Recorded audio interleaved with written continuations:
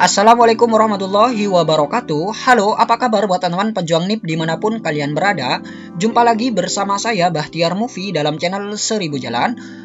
Baik teman-teman, pada video kali ini kami akan memberikan informasi terbaru yaitu terkait pengumuman hasil seleksi administrasi baik itu CPNS maupun P3K tahun 2021. Nah, jadi mulai hari ini yaitu tanggal 2 Agustus 2021 ini sudah mulai diumumkan teman-teman siapa saja yang dinyatakan lolos dan siapa saja yang dinyatakan tidak.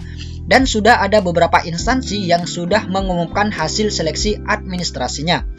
Contohnya di sini instansi Kabupaten Blitar teman-teman. Nah, ini dia teman-teman.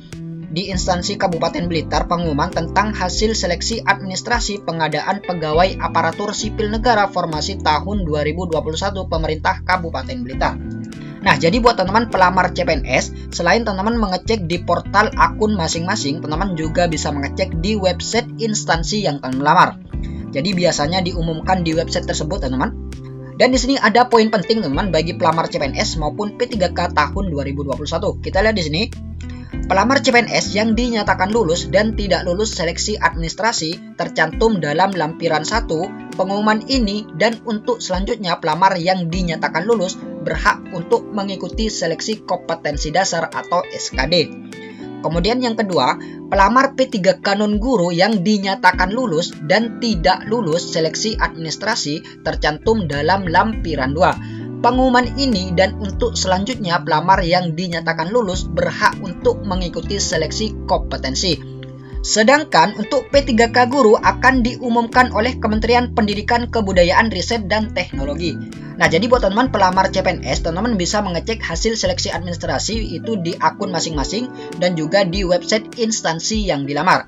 Kemudian untuk seleksi P3K guru ini akan diumumkan oleh Kementerian Pendidikan, Kebudayaan, Riset, dan Teknologi teman-teman. Nah, jadi buat teman-teman pelamar P3K guru pantau saja website guru-p3k.kemendikbud.go.id. Nah, ini dia teman-teman. Nantinya pengumuman hasil seleksi administrasi untuk P3K guru ini akan diumumkan di website ini.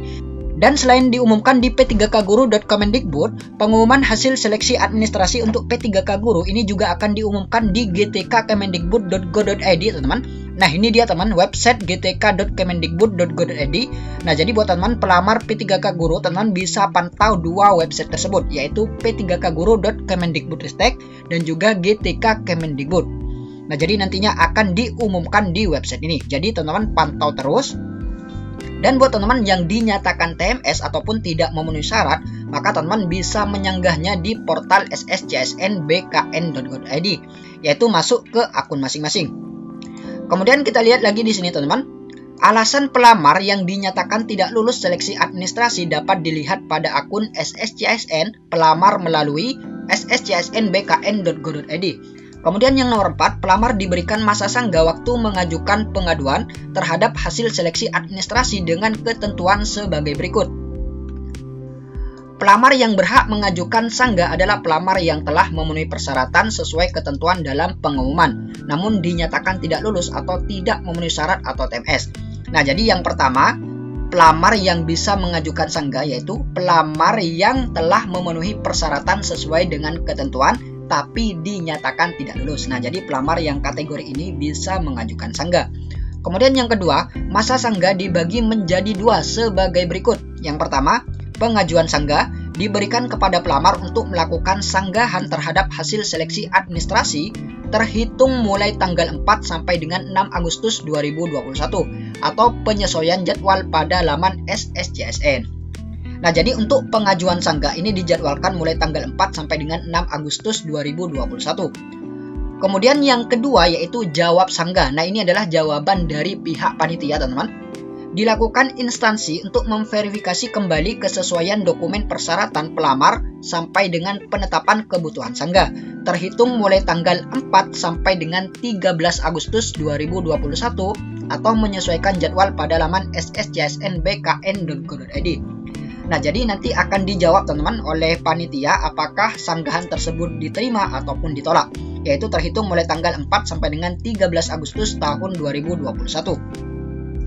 Nah, ini dia teman-teman, form sanggah.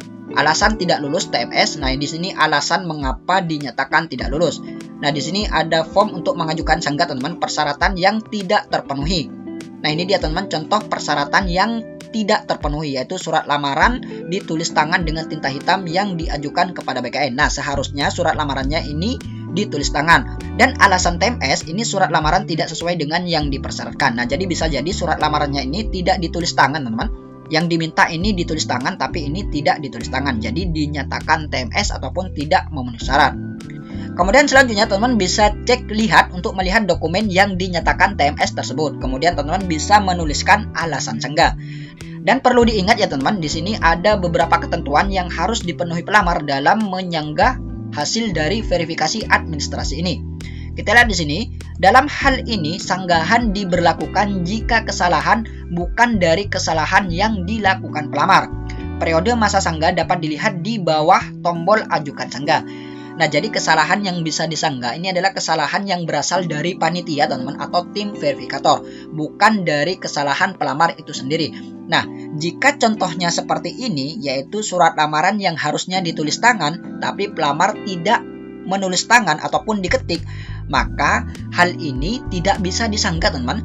Jadi apabila teman-teman tetap ingin mengajukan sanggah, maka hasilnya pasti akan ditolak teman-teman. Karena apa? Karena kesalahan seperti ini adalah murni dari kesalahan pelamar itu sendiri. Nah, jadi seperti itu teman-teman ketentuan dalam menyanggah baik itu CPNS maupun P3K tahun 2021. Kemudian kita lihat di sini, mohon diperhatikan, fitur ajukan sanggah bukan untuk memperbaiki kesalahan yang dilakukan pelamar. Alasan sanggah yang pelamar isi harus benar, realistis, tidak mengada-ngada, dan berdasarkan dokumen yang sudah diunggah sebelumnya. Nah, jadi ini dipertegas lagi teman-teman, yaitu ajukan sanggah ini bukan untuk memperbaiki kesalahan, tapi menyanggahnya. Jadi teman-teman tidak diperkenankan untuk mengunggah kembali dokumen yang benar. Jadi bukan seperti itu teman-teman untuk mengajukan sanggah.